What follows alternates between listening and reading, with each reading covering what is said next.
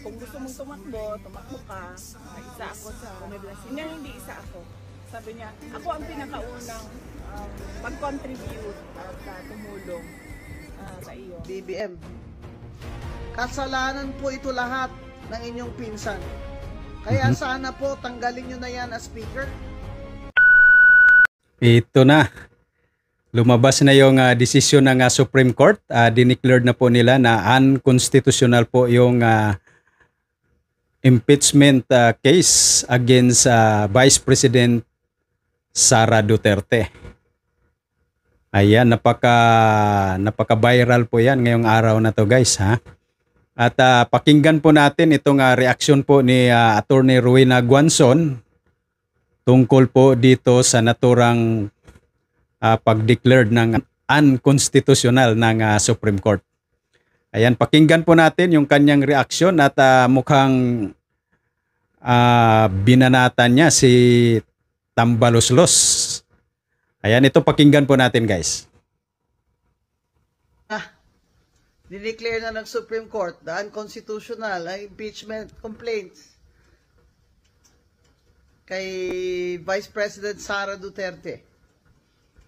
Nakasaad po kasi sa ating saligang batas, ang konstitusyon, na ang impeachable officers, kagaya ng Vice President, ay pwede lamang ma-impeach minsan, once lang, sa isang taon, bawat opisyal na impeachable. At ano po ang ginawa dito ni Speaker Romualdez? Pero ang nangyari apat na final na impeachment complaint, pero ang number 1, number 2, number 3 ay hindi nila naasikaso. Kung baga dumiretso sila sa pang number 4. Mukhang talagang minamadali nila. So ngayon, anong nangyari? Apat na complaint po ang pinagfa-file sa isang taon. Hindi lamang 2. 4 talaga. At kaya sagot ang House of Representatives at ang Speaker ng Supreme Court. Sagutin ito mga katanungan ito. Ano nangyari doon sa 3 impeachment complaint? Bakit itong pang-4, ito yung inakyat nyo doon sa Senado? Paktay na. Bilang itong complaint na siyang basihan ng paglilitis o impeachment. Nasaan ang 3? Ano nangyari sa 3? Anong nga komite ang nagpasa nito? Sinabi pa ng Supreme Court, sagutin ni Speaker. Nabasa ba ng lahat ng congressman at congresswoman ang impeachment complaint na yan bago nila pinirmahan? Di ba? Mukhang Attorney Guanzon, mukhang hindi nabasa ng lahat. Kasi nung eleksyon, di ba? Maraming congressman nagsasabi na di ko alam, di nila nabasa. At talagang pumirma lang daw sila dahil kung hindi sila pipirma, hindi sila mabigyan dun sa milyon-milyong ayuda. May narinig tayong mga haka-haka dyan, pero palagay ko totoo yun. Na pinatawag daw ang mga congressman Yan na. na mga majority. Mga congressman na under the thumb of Speaker Romualdez, pinatawag daw at doon sila nagpirmahan. Yung mga hindi pumirma, yun yung hindi pumunta o hindi pinatawag. Kaya, ang tanong ng Supreme Court, nabasa ba ng lahat yung impeachment complaint na yun? Yung pang-4 bago yan pinirmahan ng mga sumang-ayon? Hindi na po sumagot. Yan ho ang problema. Kung ating House of Representatives ay sinasabi niyang siya, ang Speaker, ay hindi po niya sasagutin ang Supreme Court. Abay, Kakaiba. ngayon ka lang makakita ng sabi democratic na bansa na ang House of Representatives ay ayong sumagot sa Supreme Court. Sa Amerika na. Pag pinapasagot ng Supreme Court, sasagot talaga lahat ng mga opisyalis ng gobyerno. Aba ito, talagang saksakan na talaga ang Pakapala kapangyarihan na. ng Speaker Romualdez sa ilalim ng administrasyon ng kanyang pinsan, ni President BBM. Ito ay isang dagok na naman, hindi lamang dagdagok ito. Saksak ito sa dibdib ni BBM ang ginawa ng pinsan niyang Speaker of the House. Nako. Sa pagmamadali nilang talagang tanggalin si VP Sara para wala na siyang kalaban sa 2028, ay lahat ginawa nilang basta mapadali lang. Kaya ngayon, sasabihin pa ba niya ni Speaker na hindi siya sang-ayon at hindi sila papayag? Eh ngayon, wala siyang magawa dahil yung Senado, hindi niya uto-uto yan si Senate President Chis Escudero. Kumukontra sa kanya si Senate Siyempre, Presidente. sasabihin ni Senate President Chis Escudero, salita ng Supreme Court. Ano gagawin namin? Mas mataas pa ba kami sa Korte Suprema? Tama. Mas mataas pa ba ang House of Representatives under Speaker Romualdez sa Korte Suprema? Correct. BBM. Kasalanan po ito lahat ng inyong pinsan. Kaya sana po tanggalin nyo na yan as Speaker. Diyan lang po nakakasama na talaga ng image niyo lalo eh. Kasi lahat ng ginawa niya, simula pa dun sa budget na Puro palpak. institutionalize na yung lahat ng mga ayuda doon na ginawa nila. Puro palpak. Ayan, tingnan nyo guys, di ba? Ang binibira niya, lahat ng pangyayaring ito ay kasalanan ni Tambaloslos Martin Romualdez.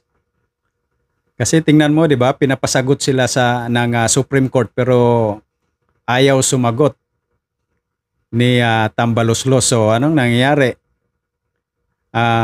Lalo tuloy silang nadidiin na meron silang ginagawang kabulastugan. Lalo na di umano dun sa mga balita na nagkaabutan bago mag-eleksyon. Kaya ito talaga tama yung sinasabi ni Attorney Rowena Guanzon na nagumpisa to kay Tambaloslos. O di ba? Meron pa ngayong balita, di ba, na yung kanyang asawa mukhang nakatatlong term na di umano, tapos ngayon pang-limang nominee lang siya pero ngayon umupo na pagka-congressman. Kaya tama yung sinasabi ni Attorney Rowena Guanzon na dapat tanggalin na to, palitan. Hindi meron pa nga yung bias scam na yung sa budget, di ba? Hindi pa na-resolve. Tapos ito mukhang parang natamaan siya ng isang pang-knockout na suntok. Kaya kasi tingnan mo naman, di ba? Binasura yung impeachment complaint. Paano yan? Next year. Yung ibang mga congressman yan, medyo kuha na yan, yung natuto na yan. Kasi maraming mga congressman na dahil yan, dyan sa pirma-pirma na yan, hindi nanalo ng eleksyon o kaya yung iba nababas. Kaya magbago na kayo. Ayan, ngayong itong tawag nito, palitan nyo na yung inyong tambaloslos dyan. mukhang hindi na maganda yung kanyang pinagagawa. Ha? At pakinggan din po natin guys, yung mga kapatid, pakinggan din po natin yung itong video na panoorin natin yung sinasabi ni BP Sara na may basbas, binabasbasan niya na siya ni Pangulong Duterte pagdating sa 2028 presidential election. Ito panoorin po natin. Pag-usapan namin yan eh. Launching na ang UK. 2028 elections, sabi niya, kung gusto mong tumakbo ka, isa ako sa, hindi isa ako.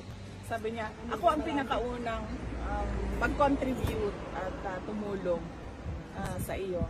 Sabi niya, sana lang ay nasa labas na ako sa kampanya, kasi gusto ko mangampanya, pero sabi niya, pag sinabi mo sa akin na tatakbo ka, sabi niya, yun unang tutulong.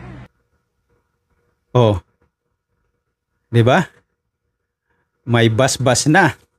At di kagaya dati, si BP Sara binabasbasan na ni PRRD na tumakbo sana pagka-presidente. Si BP Sara ang mukhang ayaw niya kasi wala siyang balak na tumakbo sa national election or highest position. Pero ngayon mukhang positive. Gusto niya nang tumakbo pagka-presidente. Oh. At ito pa, nabasura na yung impeachment. Binasura ng Supreme Court. So, mukhang papunta na to doon. Sa 2028, siya na yung ating presidente. O, di ba?